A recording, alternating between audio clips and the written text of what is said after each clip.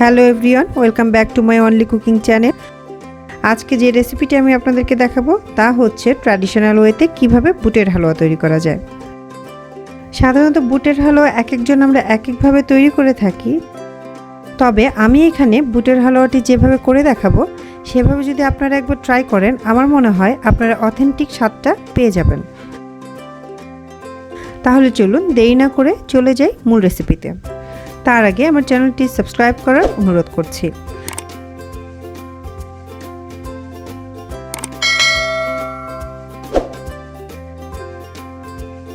এখানে আমি হালুয়াটি তৈরি করার জন্য 2 কাপ পরিমাণ বুটের ডাল নিয়েছি। আর এই ডালগুলোকে আমি ভালো করে ধুয়ে নর্মাল পানিতে সারা রাত ভিজিয়ে রেখেছিলাম।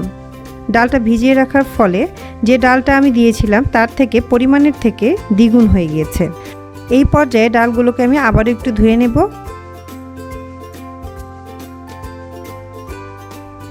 এখন আমি ডালগুলোকে সেদ্ধ করে নিচ্ছি।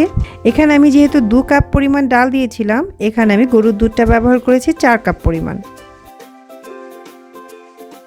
এখানে ডালটা সেদ্ধ করতে হলে চুলার আঁচ কিন্তু একদম মিডিয়ামে রাখতে হবে, তা না হলে ডাল কিন্তু শক্তই থেকে যাবে, এদিকে দুধটা কিন্তু শুকিয়ে যাবে।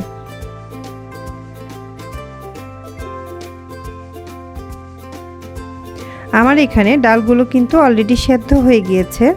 আর দেখুন ডালগুলো কিন্তু দুধের সাথে প্রায় মিশে গিয়েছে। এখন আমি এটাকে নামিয়ে নেব। নামিয়ে এখানে আমি ডালগুলোকে ঠান্ডা করে নেব।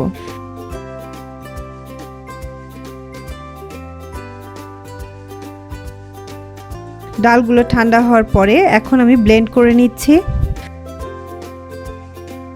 আপনারা ইচ্ছা করলে পাটায় বেটে নিতে পারেন।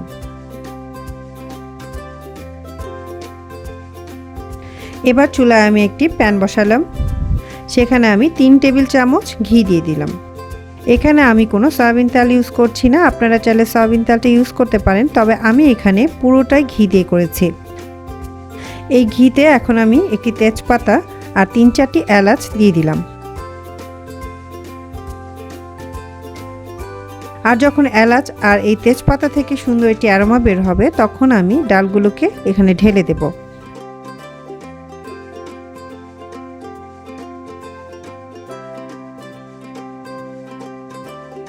এবার আমি ডালগুলোকে ভালো করে ঘিয়ের সাথে মিশিয়ে নিচ্ছি। যদিও এখানে যে কোনো হালুয়া তৈরি করতে নাড়াচাড়া ব্যাপারটা একটু বেশি থাকে, সেই ক্ষেত্রে আমাকে এখানে একটু বেশিই নাড়তে হবে।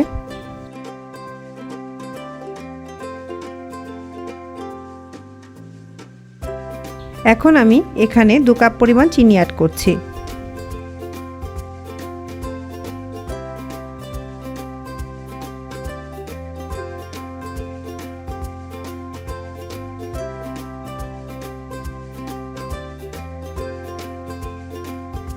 এখন দেখুন চিনি অ্যাড করার ফলে চিনিটা গলে যেয়ে ডালটা কিন্তু নরম হয়ে গিয়েছে।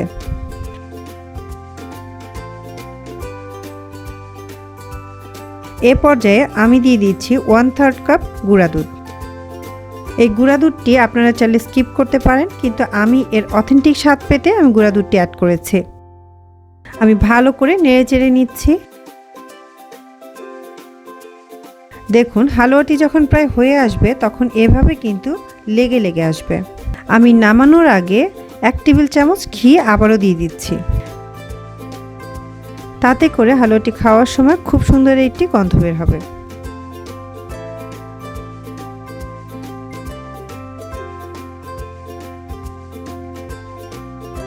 এবার নামানোর পালা।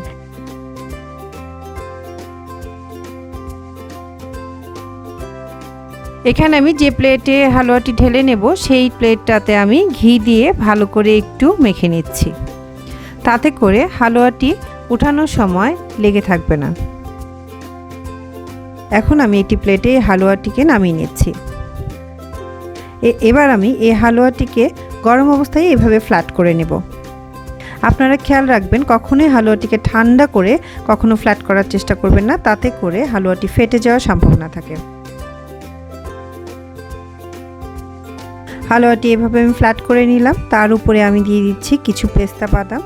আমি এখানে সব বাদাম একসাথে দিচ্ছি না, কারণ এতে কাটার জন্য খুবই অসুবিধা হয়। কারণ আমি যদি সব বাদাম একসাথে ইউজ করে ফেলি সেক্ষেত্রে হালুয়াটি যখন আমি একটি শেপে আনবো বা কেটে নিব তখন কিন্তু ভালো করে কাটাটি হবে না। আর তাই এখানে আমি সব বাদাম কিশমিশ একসাথে ইউজ করিনি।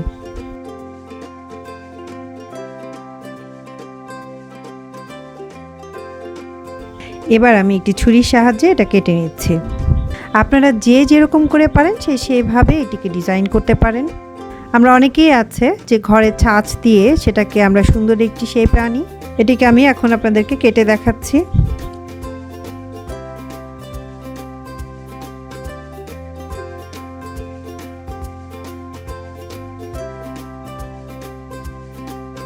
কাটার পরে আমি এখানে কিছু কিশমিশ দিয়ে দিয়েছি।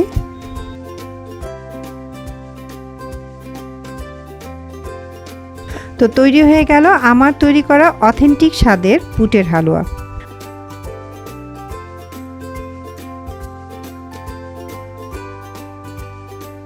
আশা করছি আমার এই রেসিপিটি ফলো করে আপনারা যদি এই হালুয়াটি তৈরি করেন তাহলে কিন্তু খেতে খুবই অসাধারণ হবে।